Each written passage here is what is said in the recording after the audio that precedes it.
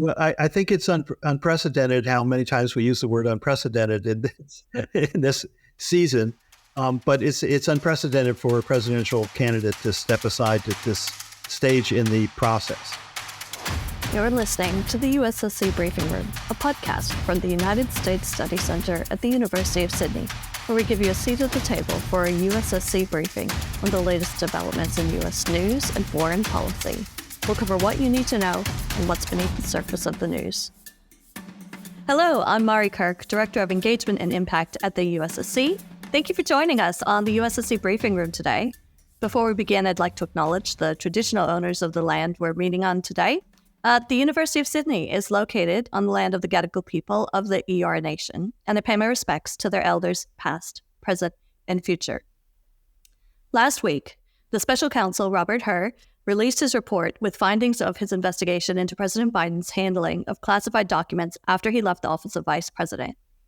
While it's a legal vindication in that he will not be charged, it has poured petrol on the fire that is the discussion of Biden's age and whether he's up for a second term. USSC non-resident senior fellow Bruce Wolpe was a former staffer on the Hill and penned an op-ed that ran in the Sydney Morning Herald this week and is titled, "What Would It Take for Biden to Step Aside?" We want to dive into this topic with someone who is a Washington insider. How much of a risk is this to Biden's campaign? Who is winning the messaging war between Republicans and Democrats? And ultimately, what would actually have to happen in order for President Biden to step aside? All right, so just to start things off, could you provide a little context for us around this particular classified documents case and how it compares with the case that is currently against former President Trump? When the authorities moved against Donald Trump for removing documents from the White House that the archives believed should not be in his possession, belonged to the people of the United States, the government of the United States, and so forth. That led to a major investigation of what he took, when he took it, how it was transported, and so forth, and to try and return them. And that, in turn, triggered a series of back and forth on document requests, Trump not complying with it, ultimately leading to subpoenas. Trump did not comply with those, ultimately leading to the famous raid on Mar-a-Lago to seize the documents and take them away. So, and it's a big deal. In the scope of documents involved, hundreds, and the quality of them classified at the highest levels, it looked like it appears to be a serious breach of norms, protocols, and possibly the law. So when Trump refused to cooperate, the Justice Department took it to a grand jury, and he's been indicted and is awaiting trial in Florida on that.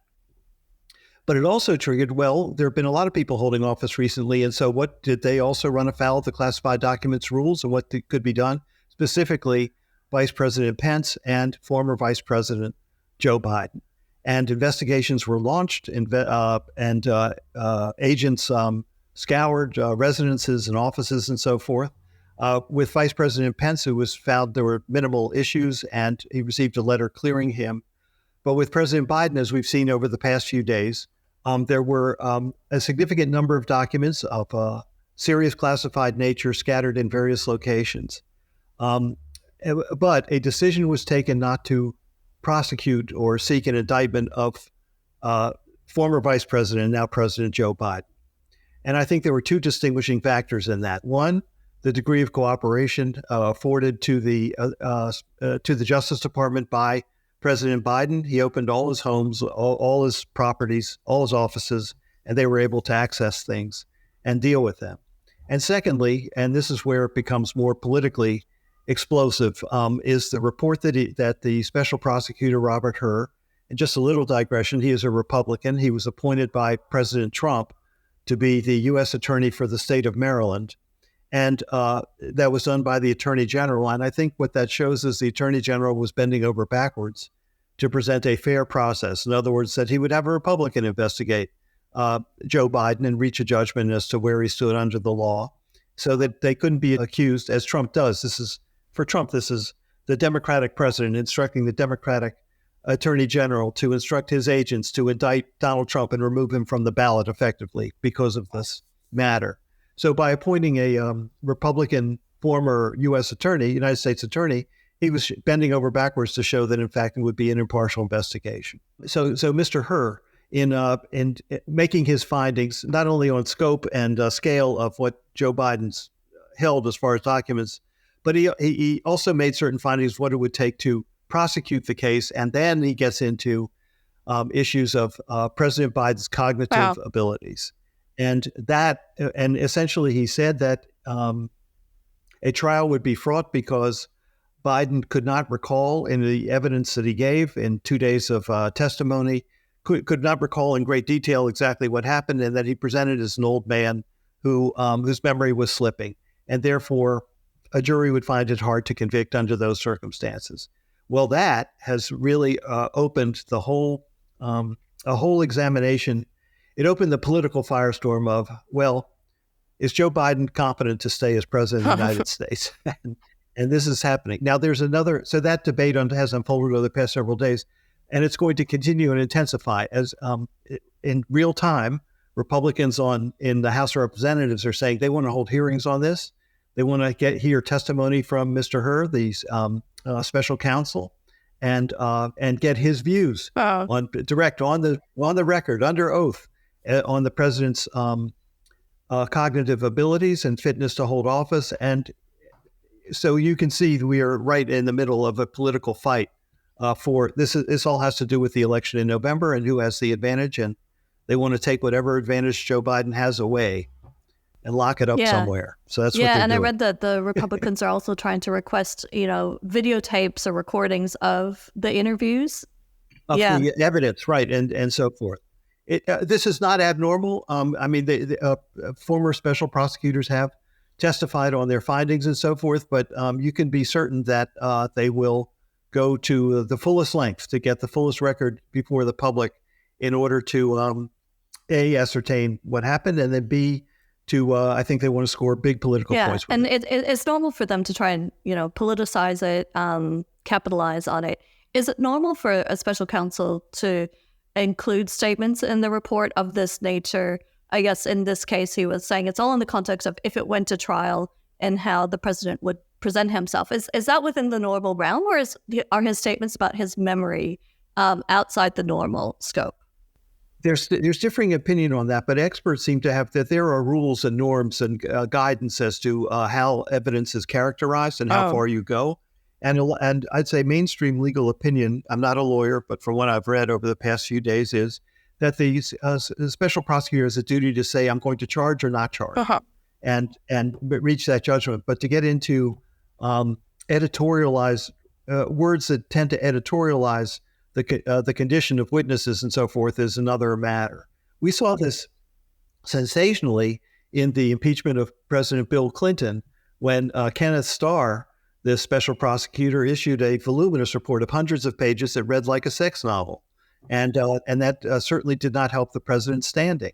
And so these, again, editorial, subjective, it didn't consult with the medical opinion as to whether Joe Biden could give truthful evidence or anything, or whether his state of mind was, or at least not that we know about.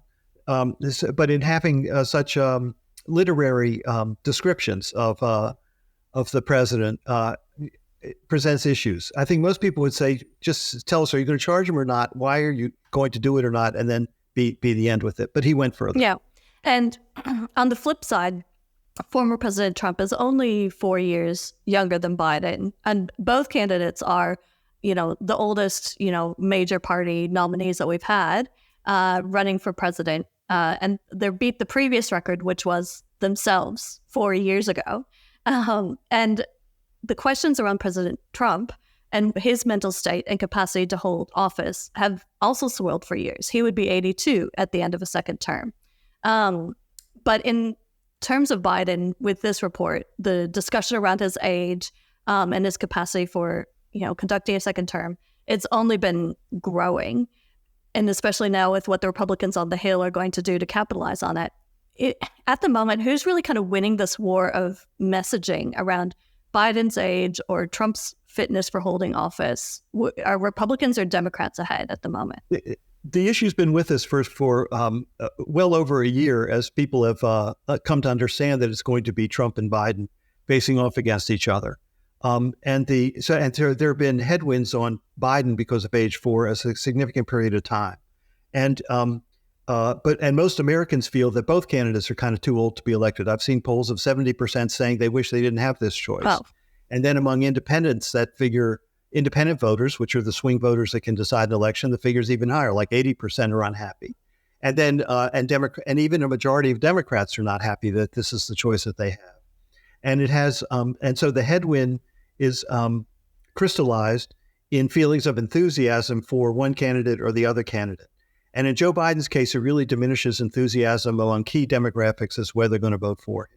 And it's especially evident among young voters. Wow. And they, you don't want to vote for grandpa. And that is an understandable factor. There are some other issues. Well, he said he'd do a lot on student debt. We've gotten some. We haven't gotten a lot. There is a war issue. This is the Israel-Gaza war is this generation's Vietnam War. And young people that I know are generally anti-war. And Biden is associated with that war. And he's paying a price for it with younger voters. With Trump, it's his base is amped up. And so he has the support, as we've seen in the primaries, 50, 55, 60% of voting Republicans. They're all in with him that the election of 2020 was stolen. They're all in with him that Joe Biden is an illegitimate president. And so therefore the age headwind is less, but there's also a dramatic persona component to this, which is that when Trump gets on the stage, he talks like Fidel Castro in a very energetic way for 90 minutes or more. And that says to people, wow, this guy is really vigorous. Joe Biden is much more measured, shorter. His voice is not as strong. He can hesitate from time to time. In other words, it's Trump looks more vigorous, and therefore the age issue counts against him less. And so what this means right now, and it will evolve further towards November, is Biden is weak in his standing. His approval rating is at 40% at best. I've seen 37. I've seen maybe 41. And you can't win the presidency at 40% approval going in. It needs to be, for our listeners, just keep this in mind. In September, if Biden is not at 45%, that's a danger zone for him. And we just have to see where that goes. Trump never has high approval either. But again, if it's in a country that has a voluntary voting and the turnout is much higher on one side compared to the other, and whose allies turn out, and the Trump base, every last vote comes, but the Democratic base, some people decide to stay home or not vote at the presidential line or vote for a third party. All this goes into what looks like a very, very close, very tense, very contested election. And are there concerns growing within the Democratic Party or within his campaign around Biden's candidacy? And is there any momentum around that maybe he would actually step aside? What's really interesting is this is the dog that hasn't barked. I mean, what's really interesting is that no member of the cabinet has said, I've thought about it. I care about President Biden a lot, but I just don't think he's up for a second term. There are no calls for him to step aside from the Democratic leadership in Congress, in House or the Senate. No one. There is none, and none of them months ago said, I want to run against Joe Biden. There's this congressman from Minnesota, Phillips, has gone nowhere. And no governor also. And there's a lot of presidential timber among Democratic governors.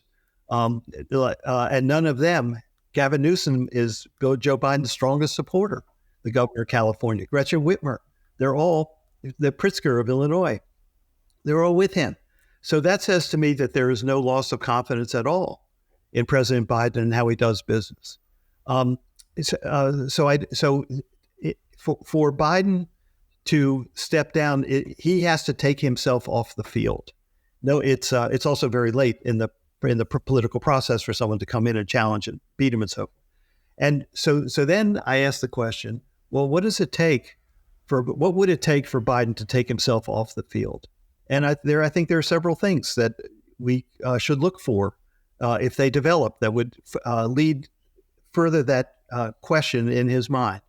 The Washington Press Corps is not shy, and they try and track everything. There are no stories of leaks from White House staff or cabinet members who say, gosh, he really is. I'm really worried about his mental state. Those articles do not appear. And again, there are no public statements from the highest levels of the Democratic Party, or even the middle levels of the Democratic Party, saying Biden should go.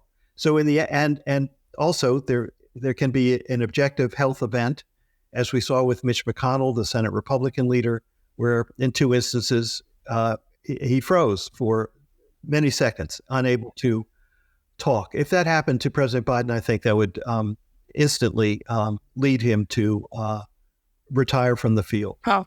So the answer is there's a hell of a lot of speculation about he's going to step aside, and there is zero evidence to back it. Zero. And if he did step aside, how would that impact the election and the playing field? Would it add more energy? Would it hand all the cards to Trump? What do you think would happen? Well, I think it's unprecedented how many times we use the word unprecedented in this season, but it's unprecedented for a presidential candidate to step aside at this stage in the process. Oh. What would happen from here is, Joe Biden's on the ballot for the primaries that are unfolding, and he will win those primaries, and Biden delegates will be elected. If he stands aside, those delegates, I assume he would free those delegates. They would meet in the convention in August. You'd have 2,000 leaders of the Democratic Party, all the members, Democrats in Congress and so forth, and they would work. They would have an election to choose their candidate from that. I think that's how that would work. What is really interesting is that with Trump, everyone is staying with him, notwithstanding, and just a small matter of his cognitive abilities, he just seems to be more and more extreme, more and more erratic in what he says, from attacking Nikki Haley's husband for not being with him as he's serving overseas in the National Guard in Africa, to saying that Russia should just work its will against NATO members that don't pay their dues to NATO, and they can do whatever, quote, whatever the hell they want, whatever the hell Russia wants. So that's unfolding. But what's really interesting is, and again, Trump has not cracked 50% at all in the polls, and even though he's leading in some swing states and so forth, they would have a slam dunk Republican winner in Nikki Haley. I think her road to beating Biden is much easier than Trump's road to beating Biden. But the party has no interest in going with her. I thought political parties want to win, but they have no interest in embracing the candidate who actually, I think, could be the perfect hybrid between moderate Democrats and Republicans and just really change the nature of the course of the country over the next couple of years. Yeah. So they're sticking with Trump, and he's not being challenged. Well, he was challenged, but he squished everybody. Yeah. And there's a reason so many Democrats want Trump to secure the Republican nomination. I feel like that gives them the best pathway to winning the White House again. Last thing I just want to touch base on before we go. If Biden wants to, gain control, not just of, the messaging around his age and his fitness for office, but really to boost his chances of victory in November, what can he do from here? I think he needs to, first of all, my belief from observation, people I talk to and everything, he has all his marbles. He knows what he's doing. He gets stuff out of this Congress, which is dysfunctional, that almost anyone else would fail to get. He seems to take the Republicans to the cleaners on every budget fight and everything else that goes on. He may yet win on aid to Ukraine, which would be quite a major achievement. Yeah. And on the foreign stage, he is deeply respected. And, from whether you agree or disagree with what he's done with Israel, his leadership of it has been solid, rock solid. NATO feels the same. Ukraine feels the same. So he is the commander in chief, and he exercises his authority. I think he can change his style of campaigning and I call it, he needs some Aussie style campaigning. He needs to go retail, and I think he needs to walk neighborhoods. I think he go into shopping malls, shake hands, put his arm around people, just say, this is what I'm doing for you. I think he needs to, he started going on TikTok. You have a problem with young people? Well, go where the young people are. They're on TikTok. I thought the Super Bowl video was terrific. And he needs to do much more of that. So I think he has to low key it and just get out and really spend time so that people say, yeah, He's old, but you know something? Joe's okay, particularly compared to the other guy. And I think that would help lift him a little bit, and it'd be a different style of campaigning. But what he does now, he goes into big halls and gives speeches, and there are union officials behind him and everything, and that's fine. But I go retail, and the media would follow it. It would be terrific. Trump doesn't go retail; he has his big rallies. Okay, that works for him. Go under, around him, and above him, and just make a difference. So I think that would be really significant. I think it'll be interesting to watch for and see if his campaign kind of adapts and pivots from here, or if they stay the course. Yeah, they're not stupid. These are really smart people, and they elected him, and they served him well in 2020. They know all the incoming. They know what they face and what the incoming is, and I think they'll devise things. The other thing is, at this stage, there are going to be surprises. Other things are going to happen. The Robert Herr's report was a surprise, but I think it's actually better to have this debate now than in October. Yeah, I think that would be the end of the campaign in October. So that's the real question. Can you learn from such a setback and capitalize on it and put yourself in a stronger position going into the northern summer than you are today? So I think actually Robert Herr did him a favor by saying, hey, you're going to have to face, you got to deal with this. So we'll see. I believe they will deal with it. And that plus an improving economy and lower interest rates would be really, really helpful to him right now.